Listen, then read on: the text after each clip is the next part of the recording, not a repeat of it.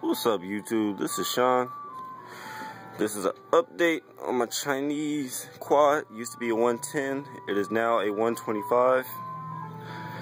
Just took it out for a roll today. It worked good. So now I ordered a 146cc big bore kit from T-Bolt, USA. And I'm kind of appreciated with it and disappointed at the same time. I'll show you why in a minute. Here's a quad. It's just a little fresh paint job, scratched it up already. As you can see, the rear light lens fell off due to vibration, and you can see the screws are still in there for them.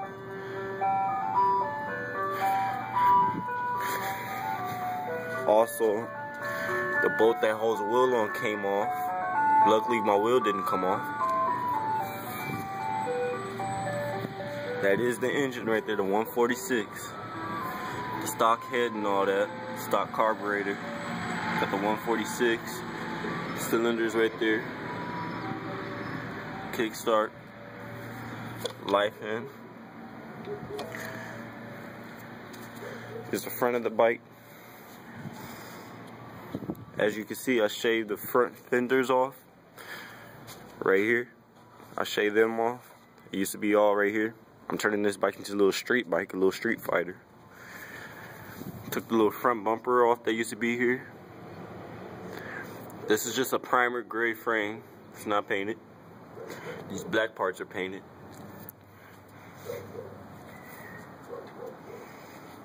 Has a clutch. Clutch is right here. Then the brake for the back brakes is right here, but I didn't hook that cable up yet. The back brakes go all the way down over here.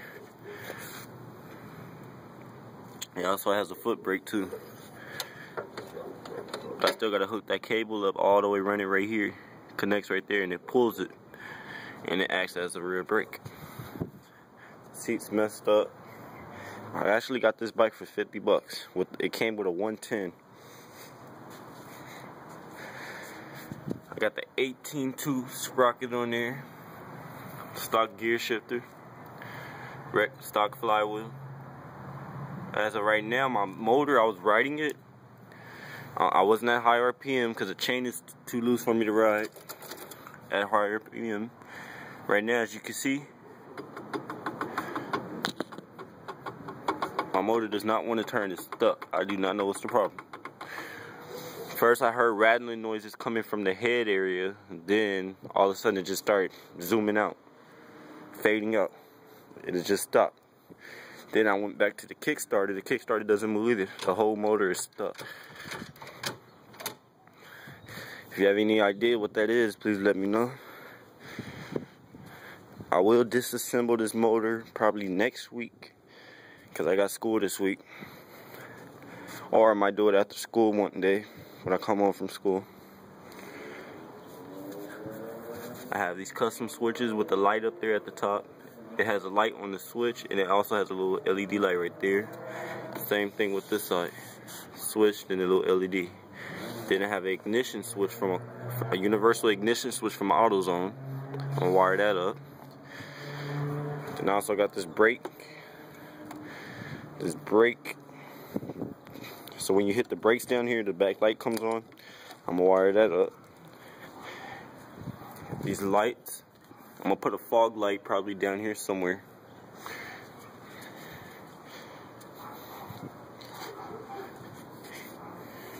As you can see, the rear shock that came with it is like whack. If I look, I'll push down on it with one finger and the whole thing just move up and down. I'm doing it with one finger. Like the shock is busted. It looked like a little mountain bike shock.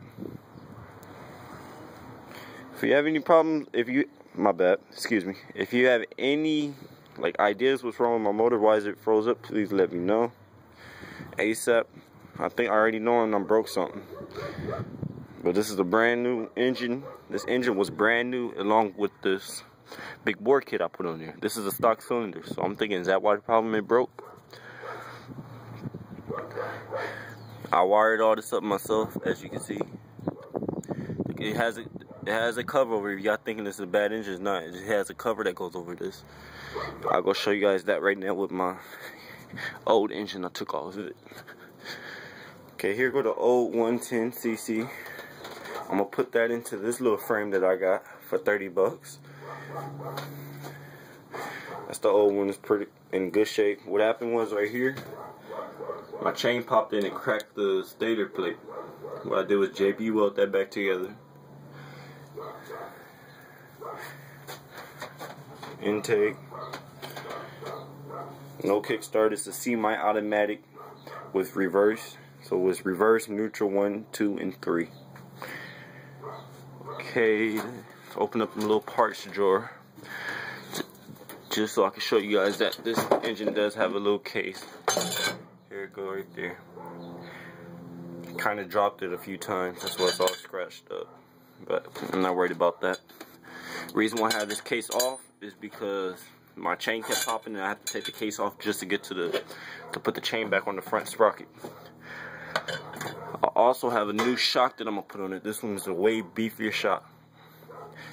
Like it has a lot of tension. It's not gonna go up down. You need like a 200-pound rider for it to move. That's good for me. I'm only 160 pounds, by the way. Big bore muffler from eBay. Then I got this pipe right here. Came off a 2-stroke that I might slap on there. I don't know. I might put both of these mufflers on. Try to get it as quiet as possible. And I also have the stock mufflers back there for both of these four-wheelers, both of these quads. Here's a little side cover for the 110. Pretty much it. Oh, hold on.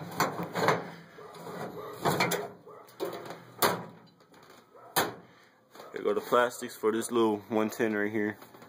I might be making that into a Street Fighter too. Bucket full of parts right here. Here's that little 110 quad again. Still building it. That shock that's on my bike right now, I'm gonna put it on this one. And I took the heavy duty shock off of that. Pretty nice. Oh, another thing. It's a PZ22 carb. Works perfect from idle all the way to full throttle, but I can't go full throttle because of course my chain is so loose. I could take it off the sprocket if I wanted to, as you can see right here. There's no adjustments. These two bolts right here just tighten up this little guard. I have to get some links taken out my chain. As you can see, my seat is removable with the click up under it. Just got tools in it just in case something happened while I'm riding. New bearings on all front wheels. As you can see, it's rolling by itself. Yep, pretty much. Well, that's an update for my first video on YouTube. I'll give you guys a hit up when I upload this. Today is Monday. Just coming home from school. See how it does. Thanks.